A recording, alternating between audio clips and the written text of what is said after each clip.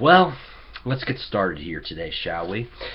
Let's see. I was at work yesterday. It was a Wednesday. Picked up a copy of the Star News. Dun dun dun! I know. It's gonna be painful. Listen, I only buy the Star News twice a week. Okay, once on Wednesday for the grocery store ads, and once on Sunday for the coupons. Okay. Anyway, there was a letter to the editor, which I'm very, very surprised it slipped through quality control over there, because it is a well-written piece. I'm very surprised they published this. Get a load of this. This one's called Parkin' Pain, and it's by Sandy Arante of Wilmington. She writes, if the town of Wrightsville Beach extends its metered parking times, I'm not sure I can afford or will want to support it any longer. And here are a few other local folks searching for fewer crowds, less sun, or just refreshing reward after a long day's work. They include surfers, paddleboarders, joggers, walkers, fishermen, senior citizens, and last but certainly not least, full-time workers and families with young children. We Wilmington residents are patrons and supporters of Wrightsville Beach, and we are neighbors. Is this any way to treat a neighbor? My answer is absolutely not. She goes on to say, we are the ones that would be most affected by this change, and we already quite generously contribute to the coffers, since the parking season was lengthened a few years ago from 3 months to 8 months. And she says the tourist season really is only three months, and it's kind of a rip-off. The ironic thing is that Wrightsville Beach residents are invited to drive across their little drawbridge and freely enjoy all that we have to offer on this side of the waterway, including tennis courts, skate parks, baseball diamonds, dog parks, walking, running, and biking trails, kayaking, playgrounds, and picnicking. They do all this without ever encountering a parking meter. She also says natural resources, recreational opportunities, and the beauty of our area should be accessible and affordable for all to enjoy. Perhaps there are other options for increasing revenue. Very, very good piece by Mrs. Arante of Wilmington.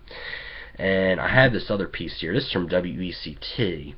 Goes a little bit more into detail of the Wrightsville Beach and their actual thinking of raising parking. It says, this is by Ben Powell. It says, each year, Wrightsville Beach collects hundreds of thousands of dollars in revenue from parking, but town leaders aren't considering a hike in those fees. Changes include raising the hourly rate from $2 per hour to either $2.25 or $2.50 per hour. And the daily rate could also change from $12 per day to either $13 to $14 a day. Stop right there. Folks, this is how the liberals operate. They say, oh, it's just a quarter, oh, it's just another 50 cents an hour, oh, everything's going to be all cheery and buttoned up and beautiful, just give us more and more of your money to waste. The article also states, enforcement hours can also change as well. At this point, the town enforces payment on all parking spaces between the hours of 6 a.m. to 9 p.m. Or, excuse me, 9 a.m. to 6 p.m. Now they're considering extending those hours to 8 a.m. to 8 p.m.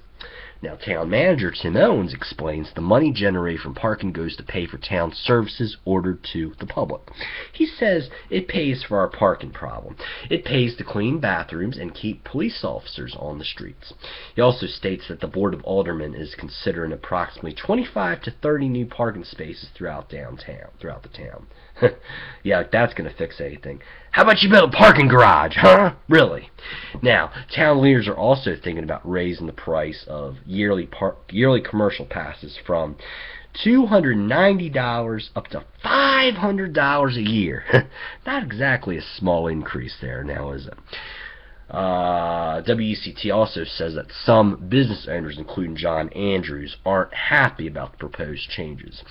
Andrews has been the owner of South Beach Grill on Lumen Avenue for 17 years and is worried how the proposed changes could impact the future of his business.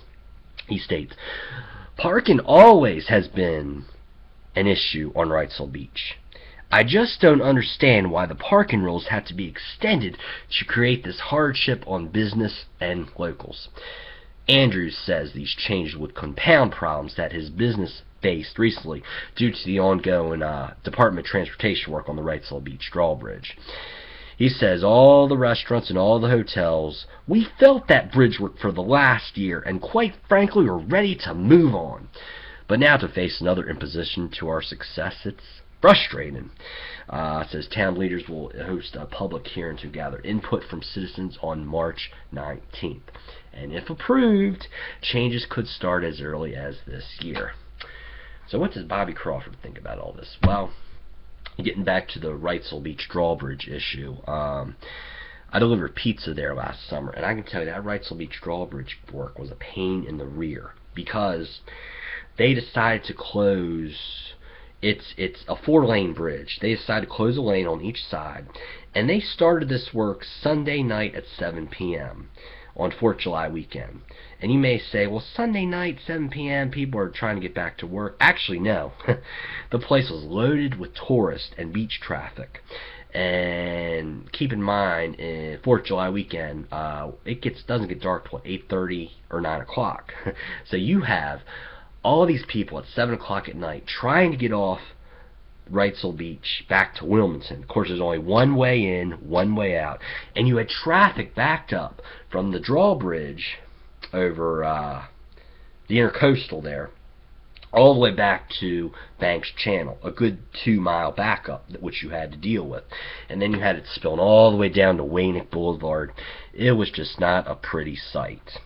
And personally, I just don't much care for Wrightsville Beach anyway. It's way too close to Wilmington, so it's crowded even in the off season. And well, driving there, I have to go through. Let's see, MLK and College, MLK and Market Street, and Military Cutoff and Eastwood Road. Three intersections which should have been converted to interchanges about 20 years ago. And then you couple that with the fact that the Wilmington area had, about 3 hurricanes went through here back in the late 90s.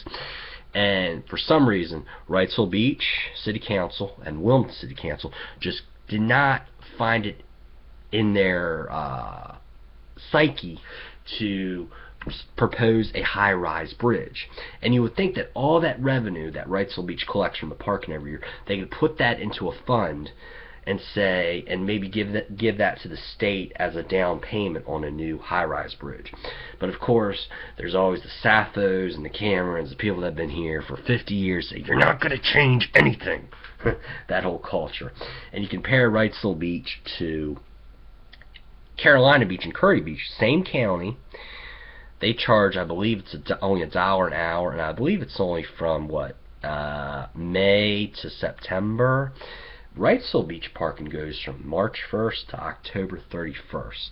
So it's $2 an hour, if that's not bad enough. But then you have a very, very lengthy and unreasonable parking season. You go, excuse me, you go to neighboring Pender County or Brunswick County, all the bridges in those county, high-rise bridges, and parking is $0. That's right, it's free. Plus, I go down to many beaches in Florida, Vero Beach on the East Coast, and many beaches in the Sarasota area and the Tampa St. Pete area. Guess what? High-rise bridges and $0 cost to park. It really is a beautiful thing.